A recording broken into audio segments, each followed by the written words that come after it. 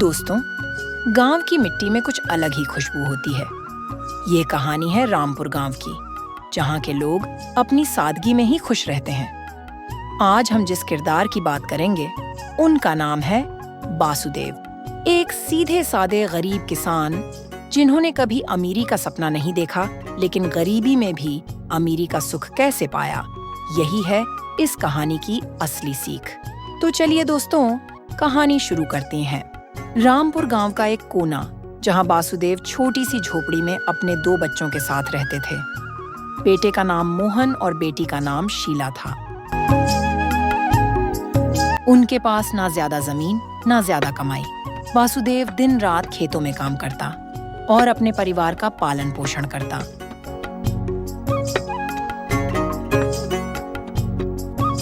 उनकी पत्नी धन्नो उतनी ही सादगी से भरी दिन भर अपने मिट्टी के चूल्हे पर रोटी सेंकती और अपनों दोनों बच्चों के साथ हंसी खुशी जीवन व्यतीत करती। बासुदेव की पत्नी के सादगी के बहुत चर्चे थे। गांव की हर महिला उसकी बहुत तारीफ किया करती।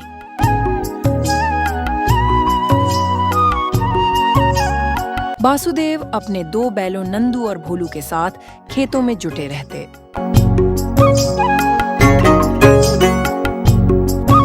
बासु, आप जो मिर्च लाए थे, अपने खेत की उन मिर्ची का स्वाद अमीरों जैसा है। धन्नो, स्वाद दिल में होता है, मिर्ची में नहीं। उनके पास पैसे कम थे, लेकिन उनके मन में शिकायत कभी नहीं थी। वे अपना जीवन अच्छे तरीके से बीता रहे थे। गांव के लोग अक्सर बासुदेव की मजाक उड़ाते। बासुदेव अक्सर जानता था कि गांव वाले उसकी मजाक उड़ाते हैं, लेकिन बासुदेव उन सब की बातों पर ध्यान नहीं देता।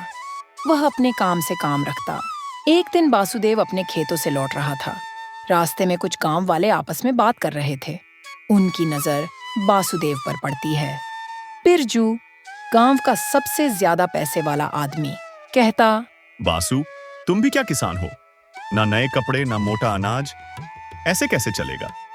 कब तक ये सब करोगे? बिरजू भैया, कपड़े तन ढकने के लिए होते हैं और रोटी पेट भरने के लिए। बाकी सब तो बस दिखावा है।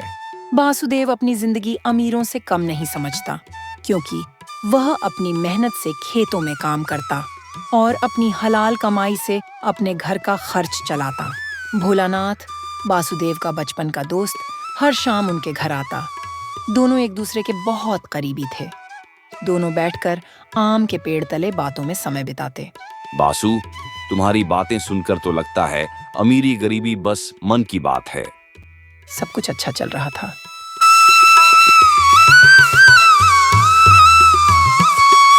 एक दिन रामपुर गांव में अचानक सूखा पड़ गया। कुएं सूख गए, खेतों में दरारें पड़ गईं। कुएं सूखने के कारण लोग पानी को तरस गए।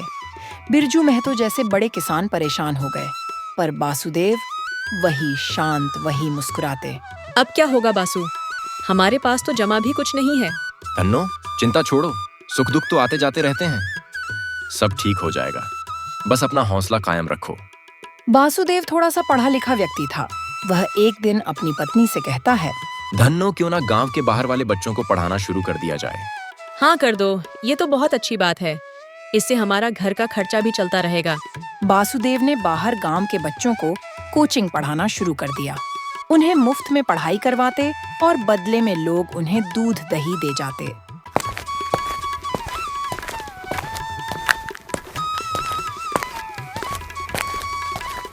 गांव वाले हैरान। जब बड़े बड़े किसान खाने के लाले पड़े थे, तब बासुदेव के घर में हर दिन ताजा दही और साग भाजी रहती। इसकी सूचना गांव के लोगों लगती है। बिरजू महतो और गांव के अन्य बड़े किसान बासुदेव के पास आते हैं।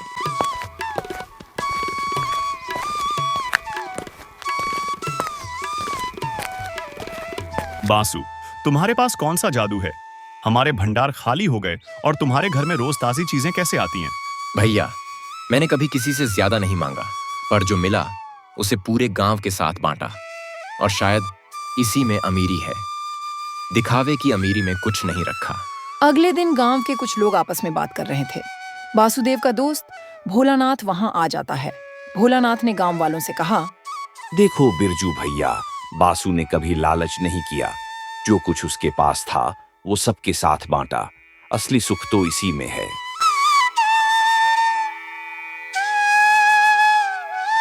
गांव वालों को पहली बार समझ में आया कि असली अमीरी चीजों में नहीं, सोच में होती है। अगर इंसान की सोच सही हो तो ऊपर वाला उसका कभी बुरा नहीं चाहता। इंसान को कभी अपनी अमीरी पर घमंड नहीं करना चाहिए। धीरे धीरे गांव वालों ने भी बासुदेव की तरह सोचना शुरू किया। लोगों ने मिलकर एक दूसरे का साथ दिया। सबने अपने छोटे छोटे भंडार साझा किए। गांव में फिर से खुशहाली लौट आई। रामपुर का नाम अब दूर दूर तक फैल गया। ये वो गांव है जहां गरीब भी अमीरों से ज्यादा सुखी है, क्योंकि वहां अब ना कोई दिक्कत। अगर किसी साथ कुछ दुर्घटना होती तो गांव वाले आपस में मिलकर उस समस्या को हल करते।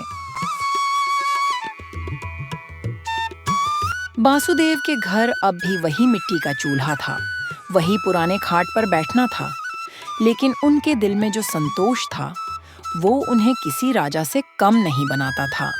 बासु, देखो तो सही, रामपुर भी अब अमीर गांव बन गया। धन्नो, रामपुर पहले भी अमीर था, बस लोगों को नजरिया बदलना था। गांव का नजरिया बदलते ही गांव कैसे चमक उठा। लोग बस अपनी सोच से ही मार खाते हैं।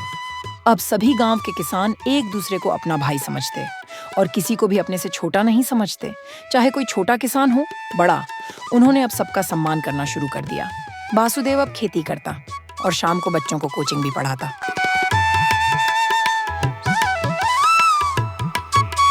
कहानी यही सिखाती है दोस्तों, असली अमीरी धन दौलत में नहीं होती, बल्कि उस नजरिए में होती है जो हर हाल में खुशी ढूंढ लेता है। गरीबी में भी अमीरी का सुख, अगर मन संतोषी हो तो हर जगह मिल सकता है।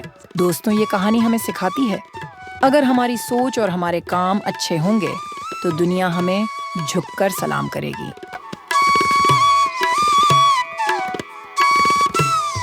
रामपुर में हर साल बासुदेव दिवस मनाया जाने लगा, जहां गांव वाले एक दिन बिना किसी भेदभाव के मिल बैठकर खाते, बातें करते, याद दिलाने के लिए कि असली अमीरी क्या होती है।